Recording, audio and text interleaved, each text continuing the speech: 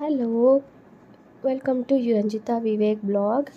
ಇವತ್ತು ನಾವು ನಮ್ಮ ತೋಟಕ್ಕೆ ಹೋಗಿದ್ವಿ. ಅಲ್ಲಿ ಸ್ವಲ್ಪ ಜಾಕ್ ಫ್ರೂಟ್ ಬಿಟ್ಟಿತ್ತು ಅಂತ ಎಲ್ಲ ಕಿತ್ಕೊಂಡು ಬಂದ್ವಿ. ಆಮೇಲೆ ಸ್ವಲ್ಪ ಮೈಸೂರಲ್ಲಿ ಕೆಲಸ ಇತ್ತು ಅಂತ ಹೋದ್ವಿ. ನಾಳೆ ನಮ್ಮ ಮಾವನದು ಷಷ್ಠಿ ಪೂಜೆ ಇತ್ತು, ಅದಕ್ಕೆ ಪೂಜೆ ಸಾಮಾನೆಲ್ಲ ಬೇಕಿತ್ತು ಅಂತ ನಾನು ನನ್ನ ಹಸ್ಬೆಂಡ್ ಹೋಗಿ ತೊಗೊಂಡು ಬಂದ್ವಿ.